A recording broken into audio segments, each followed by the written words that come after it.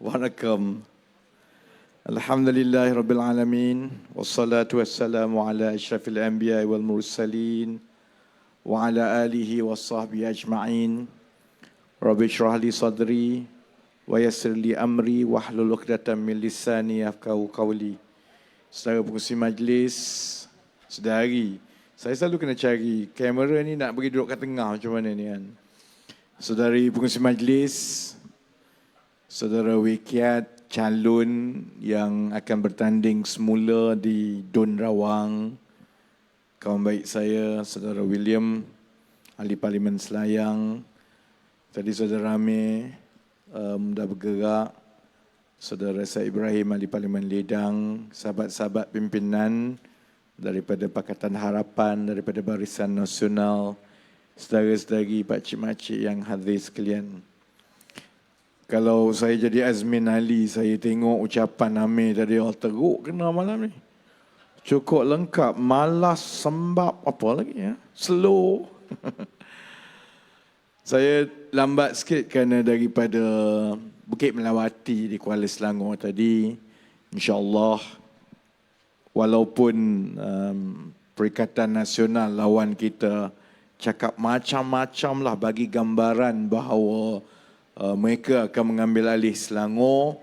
InsyaAllah setakat ini, walaupun kita berkempen cara biasa begini, InsyaAllah saya rasa Selangor masih akan kekal dalam kerajaan perpaduan, InsyaAllah. Kita dalam 2 hari lagi lah sebelum penamaan calon. Jadi saya perhatikan untuk tempoh 6 bulan pertama kerajaan perpaduan mengambil alih, kita tumpu sepenuhnya kepada soal mentadbir negara. Ada banyak benda yang perlu diperbaiki. Soal hutang, soal kedudukan kewangan, soal moral rakyat. Yang itu semua saudara-saudari tahu, kita tumpu sepenuhnya kepada pentadbiran. Tapi oleh kerana kita tidak berceramah dan kita tidak bermain politik, walaupun kita tahu pilihan raya negeri akan berlaku beberapa bulan kemudiannya, akibatnya kita dihiburkan dengan ceramah politik dan juga kandungan politik yang tak putus-putus daripada Perikatan Nasional. 6 bulan mereka cakap macam-macam. Apa yang dia tak sebut? Jadi sekarang untuk tempoh 3-4 minggu yang lalu, saya ingat kita mula, oleh kerana kita dah dekat dengan pilihan raya negeri, maka kita mula berkempen. Saya dan sahabat-sahabat mula berkempen tiap-tiap malam begini, siang kerja di kementerian, malam ceramah. Jadi saya harap pengundi-pengundi boleh dapat membezakan di antara tawaran-tawaran, cara kita berbanding dengan yang ditawarkan oleh Perikatan Nasional. Sebab sebenarnya masuk pilihan raya ni, saya sebenarnya tak adalah totok sangat parti mana-mana pun. Saya membesar tanpa kesetiaan kepada mana-mana parti sebenarnya. Cuma bagi saya, pilihan raya ini adalah pertembungan tawaran. Kita sebagai rakyat, kita berhak mendapat yang terbaik. Dan kita tahu bahawa kalau nak dapat yang terbaik itu, kita mengukur calon dan juga parti-parti yang menawarkan untuk menjadi kerajaan itu. Pertama, kita ukur dari segi dasar dan program dia buat apa. Dia nak buat macam mana. Kedua, kita tengok kepada keterampilan calon-calon yang dia bagi. Ketiga, kita tengok kepada rekod dan prestasi mereka. Sebab itu dalam 3-4 minggu yang lalu ni saya duk tanya tiap-tiap malam, sebenarnya Perikatan Nasional kau masuk nak bertanding ni, kau nak buat apa sebenarnya? Sebab setakat ini tak nampak apa-apa lagi yang dia nak buat. Dia ulang berkali-kali apa dia? Oh, yang paling banyak teruk kena Anwar Ibrahim. Anwar Ibrahim pakai capal pun kena, Anwar Ibrahim pakai songkok pun kena, Anwar Ibrahim tegur pelajar perempuan pun kena. Semua pasal Anwar Ibrahim, semua hentam. Kononnya kalau Pakatan Harapan ni tak cukup Melayu lah. Barisan Nasional kalau bekerjasama dengan diorang Melayu tapi tak bekerjasama dengan diorang tak Melayu contohnya.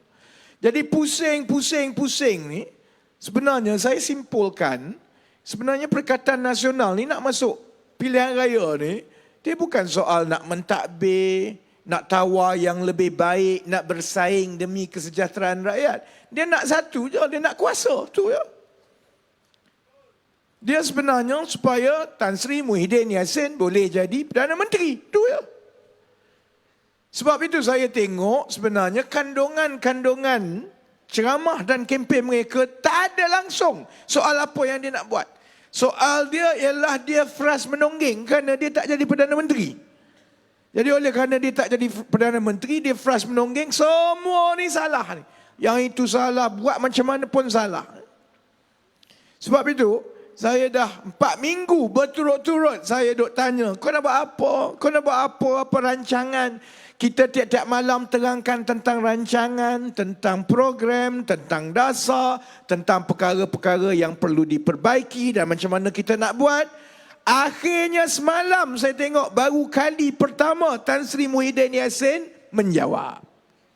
Sebab kita tanya dia ni, apa kerangka dasar? Kau nak buat apa? Apa tawaran? Akhirnya semalam baru pertama kali dia buat tawaran untuk orang Selangor. Korang tengok ke tidak ni? Oh, nampak sangat. Tak layan. Semalam Tan Sri Muhyiddin Yassin menawarkan benda yang paling hebat untuk orang Selangor. Saya dengar pun saya rasa tergugat. Dia tawarkan bahawa kalau Perikatan Nasional konon menang Selangor, maka dia akan menubuhkan Majlis Pemulihan Negeri Selangor. Saya masa tu gelak sakan tergolek-golek. Yang kau nak pulihkan negeri Selangor ni kenapa? Kalau pun nak pulihkan, bukanlah negeri Selangor, pulihkanlah negeri Kelantan ke, negeri Terengganu ke, negeri Kedah ke. Sebab Selangor ini, sekarang ini pun dah memang negeri nombor 1 dalam Malaysia pun. Kau nak pulihkan apa lagi? Kalau betul lah kepakaran Perikatan Nasional Tan Sri Muhyiddin ini diperlukan untuk memulihkan sesuatu, bukan di Selangor, no. Air dekat Kelantan yang perlu dipulihkan. Masalah dia di Kedah. Walaupun ada macam-macam yang Kerajaan Persekutuan telah bina di selatan Kedah, pembangunan industri, bawa masuk pelabur-pelabur besar antarabangsa, negeri Kedah masih lagi negeri antara yang paling miskin. Selangor dah boleh tanam 5 tuaian 2 tahun untuk padi. Pulau Pinang pun dah boleh buat. Dia tak boleh buat lagi sampai lah. Sama juga dulu, ni lebih kurang seminggu lepas lah. Bila seorang lagi pimpinan Perikatan Nasional datang berkempen di Selangor meyakinkan orang Selangor untuk kononnya berubah. Tawaran dia apa dia? Kalau Perikatan Nasional akan mentadbir negeri Selangor, maka Selangor akan menjadi negeri super state. Itu pun saya gelak juga. Super state apa? Selangor memang dah super state pun berbanding dengan Kelantan, dengan Terengganu. Kau nak superkan macam mana lagi? Sedangkan kamu ada masa yang panjang dan sudah pementadbir di Kelantan, di Terengganu, di Kedah dan di Perlis. Pergi superkan negeri-negeri itu dululah. Tapi saudara-saudara tahu kenapa bila kita bincang tentang tawaran semua ni, dia tak boleh buat keluar. Sebab memang dia tak ada rancangan pun. Agaknya bila kita duk tekan dia, saya tengok dia mula edar printing lah. Ini ada risalah menunjukkan rekod prestasi Perikatan Nasional. Rekod paling tinggi apa dia? Memberikan bantuan 600 bilion ringgit kepada rakyat semasa COVID. Ada orang gelak. Siapa gelak tadi? Andy. Dia tak boleh pakai, dia memang gelak sepanjang masa. Tapi memang patut gelak lah. Sebab 600 bilion yang Muhyiddin Yassin duk mengaku tu, masa zaman dia, 600 bilion tu, bukan pun duit dia pun. Duit rakyat melalui KWSP. Duit rakyat melalui KWSP. Kita apa boleh buat? Katakanlah kita nak buat, katakanlah kita bagi keluar, nak ambil lah duit ni 200 bilion, 300 bilion. Lepas itu kita mengaku kita membantu rakyat. Sedangkan sekarang ini kita dah tahu hasil daripada culas dan juga malas pentadbiran Perikatan Nasional masa Muhyiddin Yassin yang sentuh duit KWSP, yang itulah yang sampai sekarang kita masih lagi tanggung. Pertama, kita berhadapan dengan kumpulan-kumpulan warga tua yang bila mereka bersara, mereka tak ada dah simpanan, jaminan untuk masa depan. Bila mereka tak ada simpanan dan jaminan masa depan, yang tu yang kami kena tanggung sekarang ni. Takkan kita nak bagi dia macam tu je? Takkan kita nak tinggal dia macam tu? Akhirnya kerajaan sekarang kena cari jalan macam mana untuk mewujudkan satu sistem jaringan keselamatan sosial untuk kita bantu golongan-golongan yang akan bersara ini. Sebab apa? Zaman Muhyiddin dah bagi dia orang keluar duit yang dia duk mengaku ini bantuan kepada rakyat. Bukan duit dia pun. Duit daripada rakyat sendiri bagi kepada rakyat. Kesan kedua yang sampai ke sekarang kita masih lagi menanggung ini ialah kesan inflasi. Saudara-saudari mungkin tak faham ataupun mungkin belum dengar sebelum ini, salah satu sebab kenapa harga barang naik mendadak masa zaman dia memerintah dulu ialah kerana sebab dia bagi rakyat keluarkan duit seberapa banyak ni. Bila rakyat keluarkan duit banyak dalam poket, maka rakyat berbelanja. Bila rakyat berbelanja, maka permintaan terhadap barang, perkhidmatan semua naik. Orang berbelanja, permintaan naik, harga naiklah. Harga terutamanya harga makanan siap. Kalau kat luar, restoran, gerai, sekali dia naik, nak turun payah dah. Sebab itu zaman dia, kita tengok inflasi naik mencanak, kenaikan harga itu naik dengan begitu cepat dalam tempoh beberapa bulan saja. Dan bila kita ambil alih Disember 2022 dulu, kita mengambil alih dalam keadaan inflasi antara yang paling tinggi dalam 10 tahun yang lepas. Alhamdulillah sekarang kita berjaya stabilkan. Inflasi sekarang 2.4% adalah yang paling rendah dalam tempoh 12-13 bulan ini kan. Jadi maksudnya begini. Maksudnya bila kita tengok dia tak ada tawaran pun, dia tak ada rancangan pun. Sebab itu kita tengok apa yang berlaku di Kelantan sekarang.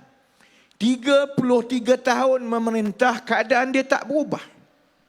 Nak kata tak bagi peruntukan, peruntukan memang dah bagi. Kalau ikut daripada peraturan yang saya turut ikut sampai sekarang. Dari segi peruntukan kerajaan persekutuan, kita bagi paling tinggi kepada negeri-negeri miskin. Negeri-negeri miskin itu termasuklah negeri Kelantan, Terengganu, Kedah, Perlis. Semua PAS punya. Nak kata tak bagi peruntukan, dah bagi. Nak kata tak tolong, dah tolong. Tapi kita tengok sendiri macam mana yang berlaku di negeri Kelantan.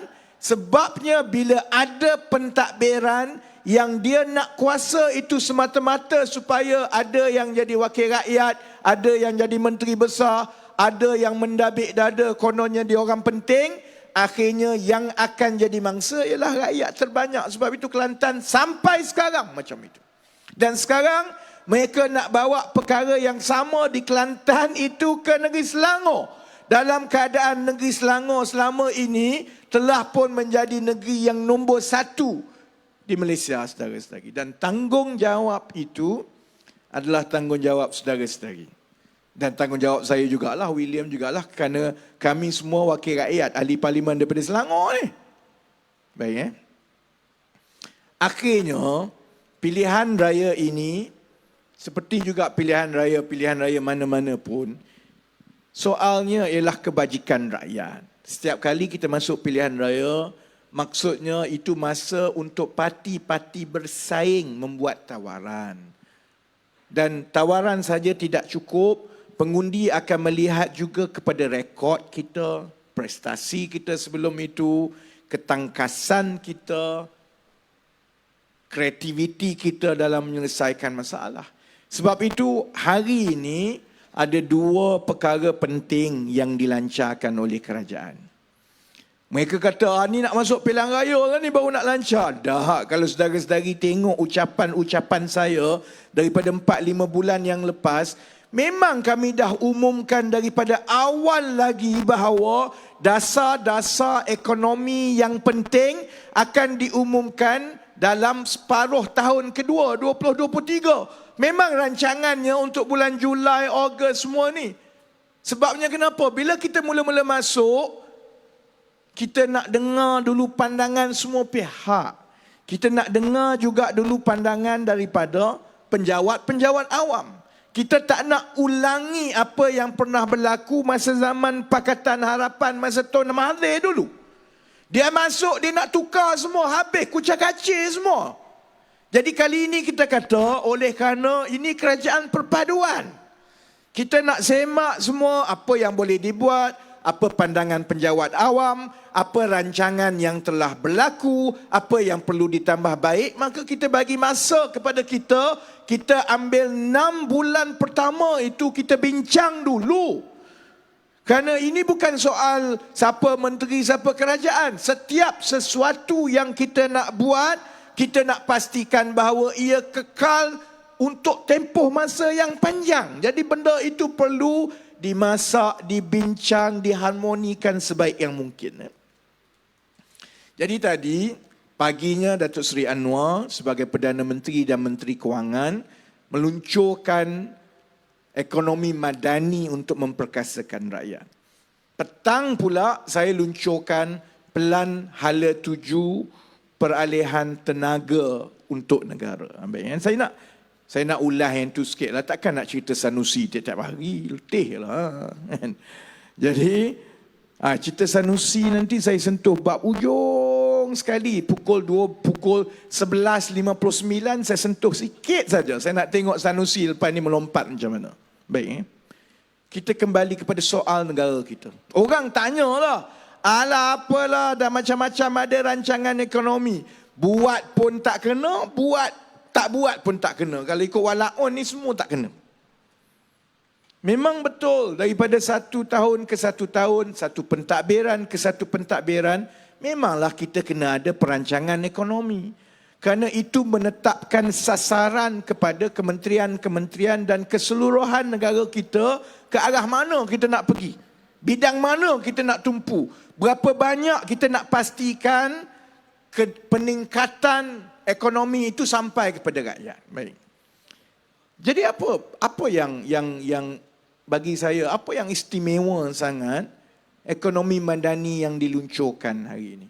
Saya bertanggungjawab baca semua kerangka dan rancangan ekonomi ini daripada 10-15 tahun yang lepas. Marilah daripada mana-mana saya kena baca, itu tugas saya. Apa sebenarnya masalah negara kita dalam bidang ekonomi?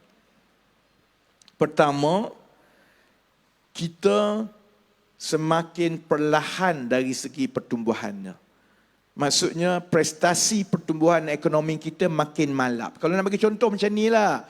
Kereta, bila baru beli, tekan minyak 107 dia boleh pergi. Kalau kereta tu dah 20 tahun, tekan sampai habis pedal tu pun, dia pergi 80 km sejam. Dalam keadaan negara lain makin laju ni, kita sebenarnya makin perlahan. Dan dalam keadaan rakyat kita makin susah dan makin menuntut lebih banyak wang yang perlu dibelanjakan oleh kerajaan, maka ini akan jadi masalah.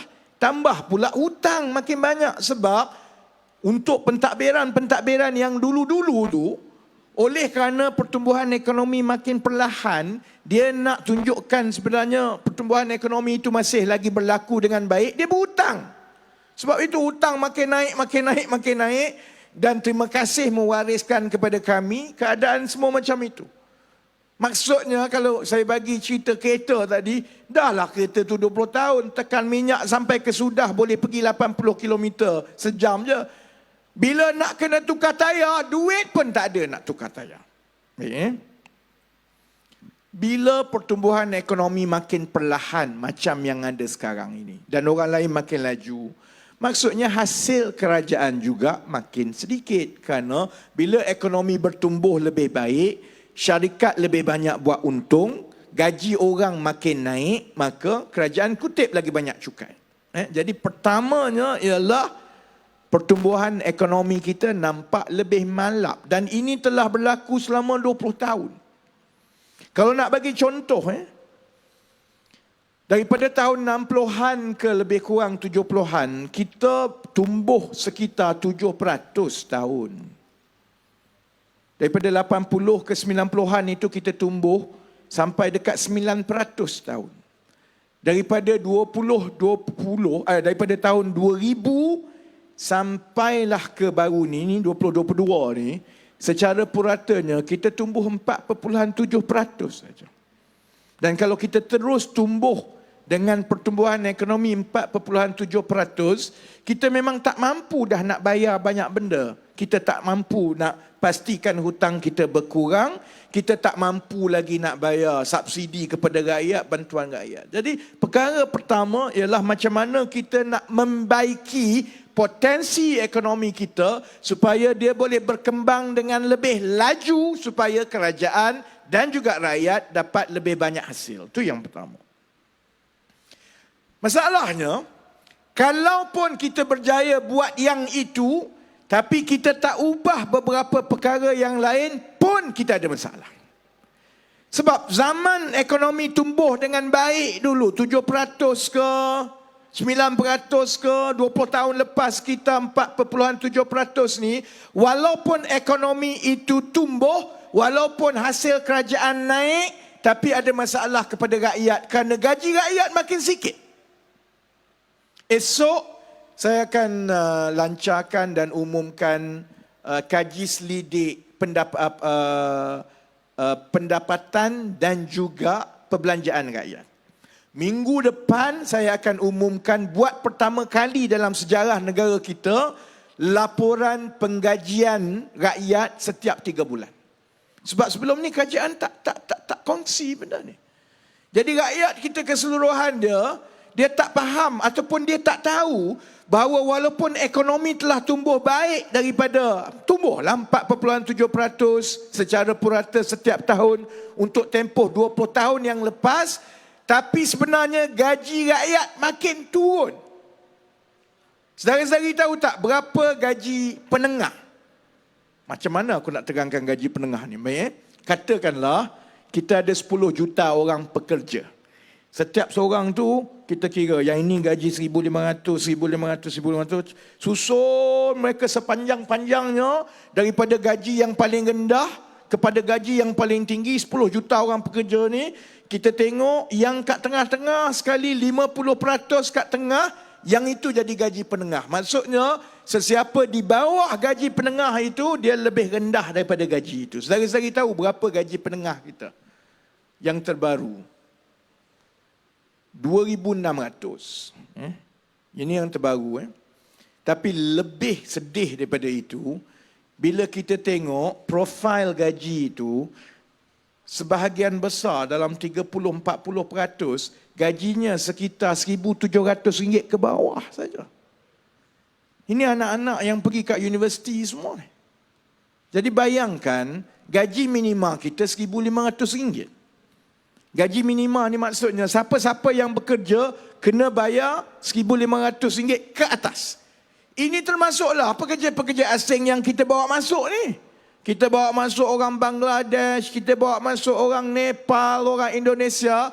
Dia tak ada kelayakan ke, dia tak ada kemahiran ke sebab dia buat kerja-kerja kutip sampah dan sebagainya. Pembinaan, undang-undang kita menetapkan gaji dia orang RM1,500. Tapi untuk rakyat kita, bila dia keluar, dia diploma ke, dia universiti ke, dia mula kerja, sekarang ni gaji sekitar RM1,700, saudara-saudari. Jadi kita ada masalah besar, iaitu kalaupun ekonomi berkembang baik, tetapi kerajaan tidak lakukan sesuatu mengenai taburan dan agihan kekayaan negara kepada rakyat, akhirnya yang kaya makin kaya, yang miskin makin miskin dekat bawah. Itu beza utama yang dibuat oleh kerangka ekonomi madani yang diluncurkan oleh Datuk Seri Anwar ini. Kita menetapkan sasaran dan langkah-langkah yang jelas bahawa kedua-dua perkara ini kita kena baiki. Kita kena pastikan potensi pertumbuhan ekonomi negara kita ni naik dengan baik, tetapi pada masa yang sama, bila negara kita makin kaya dan berkembang dengan baik, ia juga mestilah dipastikan agihan kepada rakyat gaji semua ni juga naiklah. Kalau tidak yang kaya, tokel ke atas tu kaya. Yang bawah ni daripada dulu, masa saya mula kerja 20 tahun lebih dulu. Saya balik dari UK tahun 2003. Gaji saya masa tu umur dalam 20 berapa. Saya balik masa tu dalam umur 24 macam tu. Gaji saya dah 3,700 lebih. Orang lain yang bawah sikit mula keluar universiti masa itu dalam 2,500. Sekarang 20 tahun kemudian 1,700. Sebab itu budak-budak anak muda kita semua marah-marah, garang-garang semua. Sebab itu kerja dia maki hamun dekat social media ni. Semua tak kena. Sebabnya ialah kerana mereka, keadaan dia ialah lebih teruk daripada kita dulu. Saya tak adalah nak marah sangat yang muda-muda. Menyampah tu adalah kadang-kadang. Tapi saya faham kenapa dia marah. Jadi perkara ini perlu dibaiki. Baik, Yang itu dirangkumkan di dalam ekonomi madani secara keseluruhan. Yang itu tak apalah. Sedari-sedari baca lah. Takkan aku nak cerita malam ini. Saya nak sebut 2-3 perkara saja. Yang soal gaji itu insya-Allah saya akan pergi kepada kerajaan tarikh 7 hari bulan Ogos. Memang saya duk ratib tiap-tiap hari. 7 Ogos, 7 Ogos, 7 Ogos. Sebab itu kali pertama mana-mana kerajaan dalam sejarah negara kita mengambil cadangan dan akan memutuskan apakah langkah yang kerajaan akan buat untuk menaikkan gaji rakyat, untuk menyelesaikan perkara gaji rendah ini. Saya berdoa lah, insya-Allah, saya yakin perkara itu insya-Allah akan dipersetujui. Tempoh lama mana kita nak buat untuk memperbetulkan gaji itu, yang itu yang kita kena bincang, kerana kita juga kena tengok hutang kita berapa, belanja kita berapa dan sebagainya. Itu tak apa. Yang saya nak bincang dan hurai sedikit, sebab dia ada kena mengena dengan rakyat biasa. Setiap rakyat ada peluang untuk menambah potensi pendapatan. Sebab petang tadi saya luncurkan hala 7 pelan peralihan hala 7 peralihan tenaga negara. Saudara-saudari tahu tak peralihan tenaga? Ini bukan beralih kerajaan tau, yang tu PN dia yang duk ratib tiap-tiap hari ni. Kita bukan nak beralih kerajaan, kita nak beralih ke ekonomi yang tinggi. Jadi dia berbalik kepada soalan yang saya tanya yang awal-awal tadi. Macam mana kita nak tingkatkan potensi pertumbuhan ekonomi negara? Ataupun yang rakyat biasa tanya, macam mana pelabur nak masuk? Kenapalah pelabur nampak macam tak masuk? Saya nak tahu kenapa. Kerana di negara-negara lain, terutamanya yang mengawal dana-dana pelaburan antarabangsa ni, dia ada 2-3 jenis pelaburan. Satu ialah pelaburan terus, iaitu syarikat swasta luar negara datang buka kilang kat sini, dia duduk kat sini. Yang itu yang dipanggil FDI tu. Tapi yang itu sebenarnya tak besar sebenarnya. Aliran keluar masuk duit dia tu tak besar. Yang paling besar ialah dana-dana yang membeli saham, yang dipanggil sebagai dana portfolio antarabangsa ni. Ini syarikat-syarikat, bank-bank, firma-firma kewangan yang ada dekat New York, London, China semua ni. Mereka mengawal dana berpuluh-puluh trilion tiap-tiap hari. Jadi bila katakanlah pakcik ke makcik katakanlah kaya, ada kena jaga 3 trilion dolar. Pakcik kena tentukan aku nak letak duit kat mana ni. Kan? Kalau kat Malaysia ni kalau ada orang duit nampak kaya sikit, berhati-hati sebab scammer selalu kacau. Macam mana aku nak curi duit dia kan? Pelabur pun macam tu juga. Dia ada 3 trilion untuk dia laburkan. Jadi dia nak tengok kat pasaran mana aku nak letak, nak beli saham mana, negara mana. Baik, Dia ada beberapa peraturan kerana dunia luar ni tak macam kita dah. mereka sangat menitik beratkan soal perubahan iklim. Sebab dia sangat takut kalau dunia ini, perubahan iklim ini tidak dikawal dengan baik, secara saintifiknya, kalau perubahan iklim itu terlalu mendadak, dia akan berulang apa yang pernah berlaku secara saintifik, iaitu kepupusan dinosaur dulu. Dinosaur dulu pupus sebahagiannya sebab perubahan iklim lah. Dunia menjadi terlalu sejuk, mati semua dinosaur. Korang gelak betul, baca sains betul.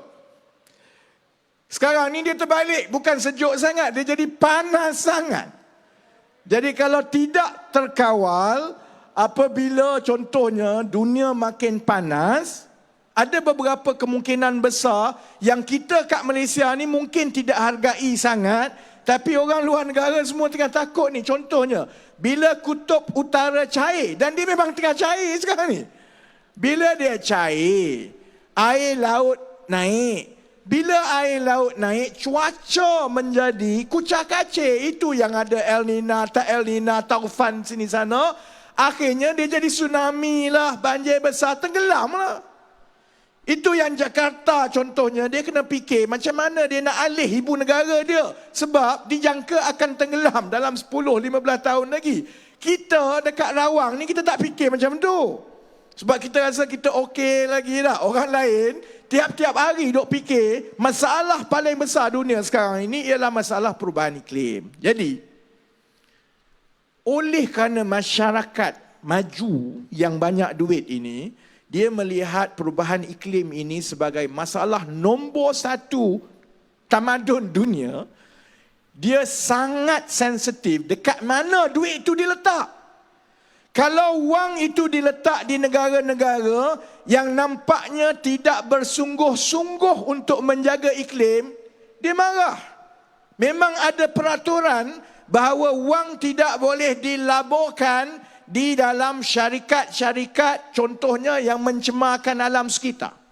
Ataupun di dalam negara-negara yang kerangka perubahan iklim dia itu tak bagus. Maksudnya dia tidak ada pelan peralihan tenaga untuk beralih daripada tenaga biasa kita ni lah, petrol, diesel, arang batu semua ni, kepada tenaga yang lebih bersih, yang tidak mencemarkan udara.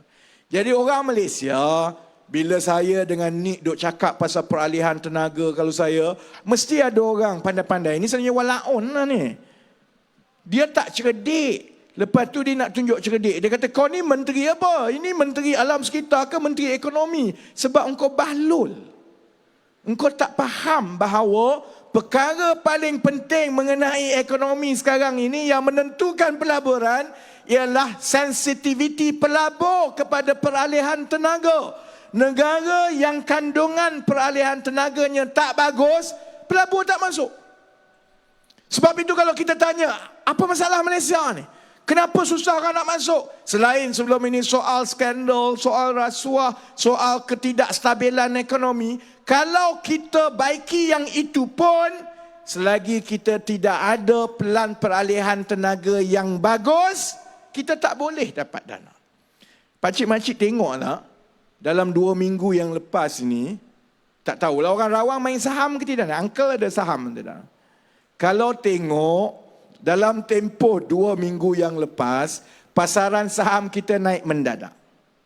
Perasan tak? Oh tak perasan. Ni semua tengok muka blur kat aku ni.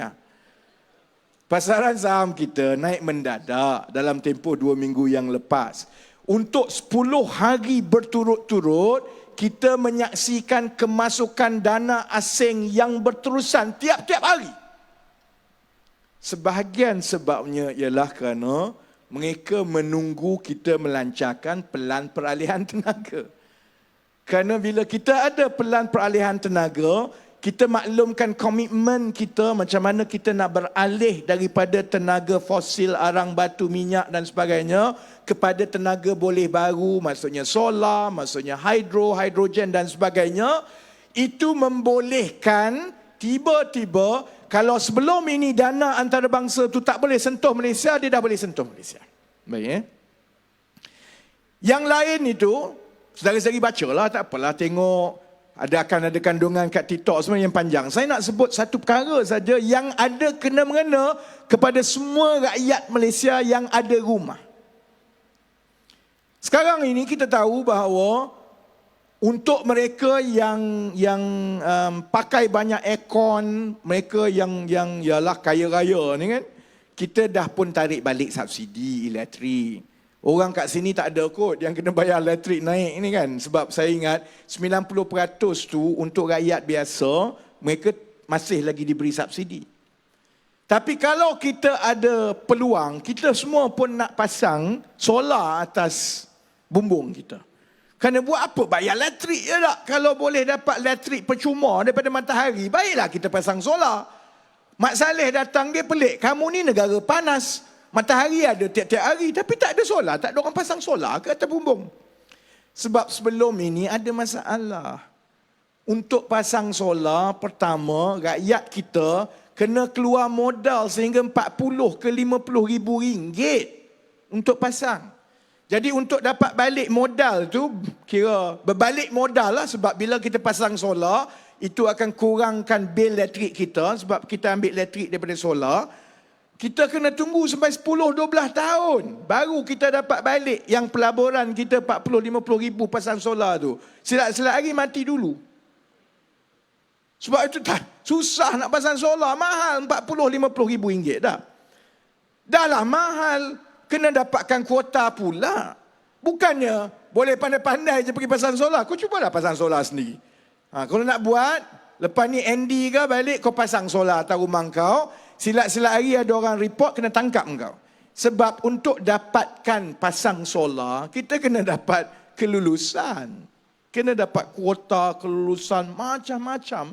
Jadi dia susah. Sebab itu solar ni sampai sekarang, di atas bumbung rakyat banyak-banyak ni tak ada.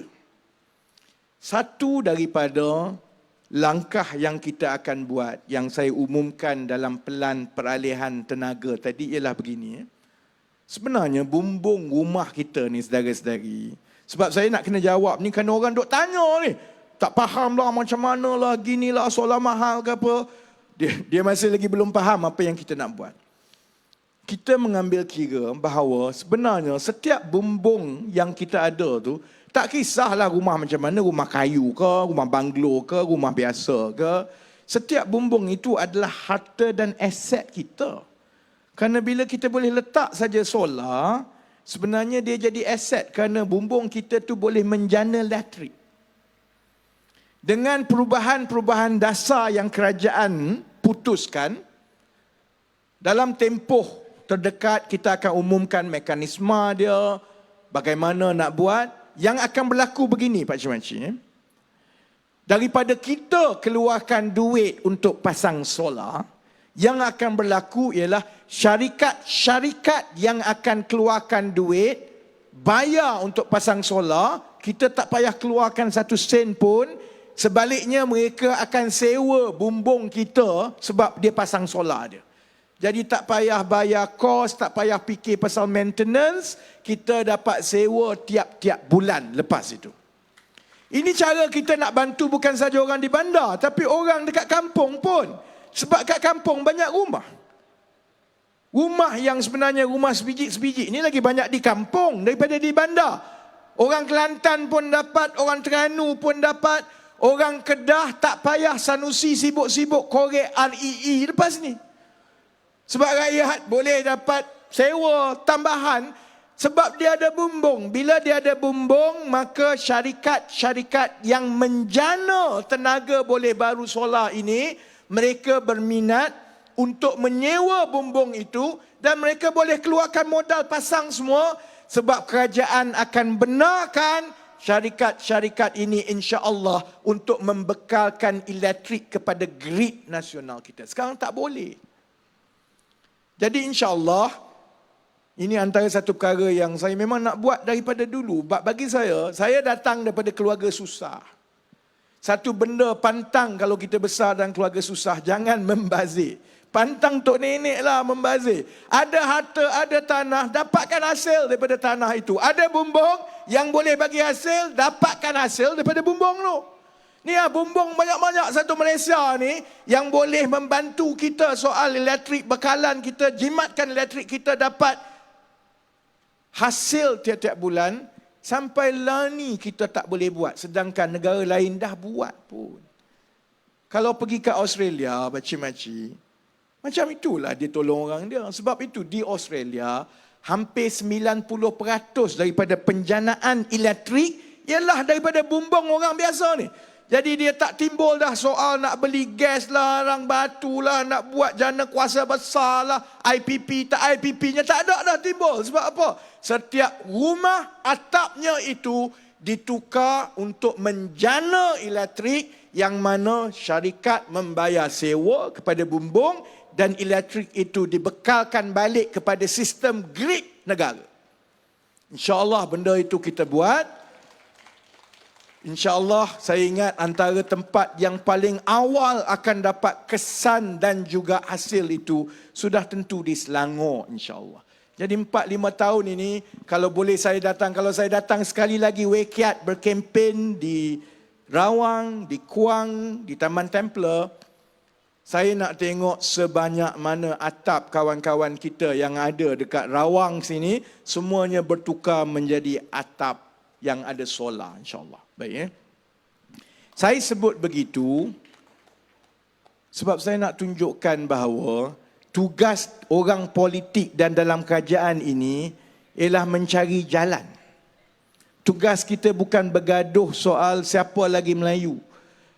Lah ni satu-satunya modal daripada Perikatan Nasional yang dia frust menonggeng, dia marah kat kita ni, yang dia nak lawan ni, nak jatuhkan kerajaan. Satu sebab je.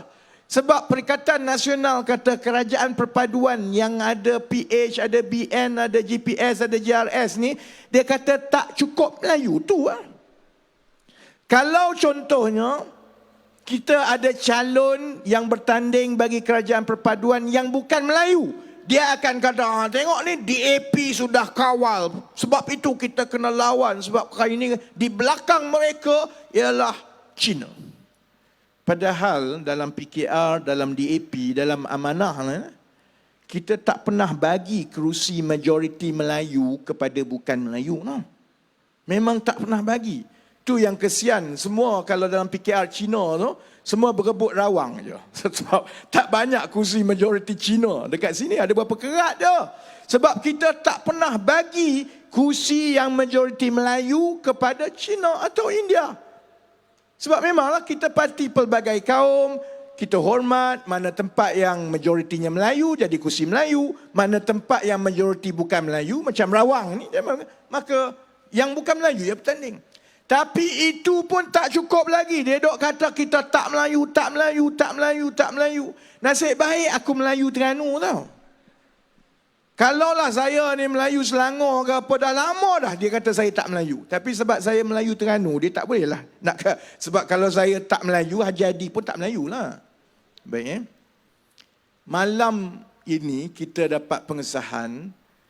Kalau sebelah kita dia kata tak Melayu lah macam-macam. Tapi sebelah dia serahkan kerusi majoriti Melayu kepada calon Cina daripada gerakan.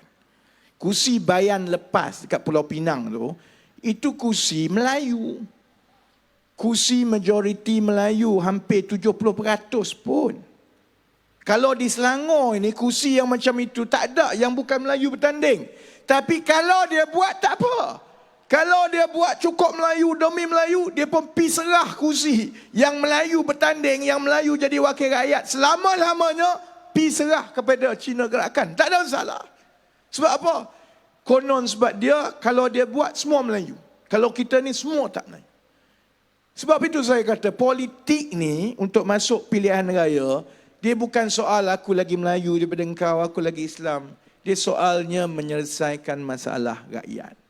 Saya tak maulah kalau saya bersara satu hari nanti, saya diingat sebagai lebih Melayu ke, kurang Melayu ke, lebih Cina. Saya tak. Saya hanya kalaupun saya dapat sesuatu daripada jadi ahli politik dan juga menteri dan pemimpin, ialah berapa banyak keluarga yang saya bantu. Tak kira Cina, Melayu, India. Sebab itulah satu-satunya bekalan kita masuk kubur. Kalau kita masuk kubur, insya-Allah pahala daripada membantu orang itulah yang akan bantu kita. Sebab itulah maka kerajaan ini, parti yang bertanding ini, kita kena bertanding atas dasar persaingan program. Idea macam mana, nak bantu rakyat macam mana. Saya dah bentangkan satu perkara yang mudah saja, macam mana kita nak tukar solar dan atap untuk bantu rakyat. Saya nak tunggu daripada Perikatan Nasional. Apa idea dia? Saya nak tunggu. Dia tak boleh cakap sampai ke sudah soal Melayu nak pulih sana pulih sini. Saya nak tahu idea konkret yang macam mana dia nak bantu rakyat. Saya dah tunggu jawapan daripada Azmin sampai lani Azmin tak jawab-jawab, tak berani Azmin. Mana pernah berani. Dia dapat surat pun kabur.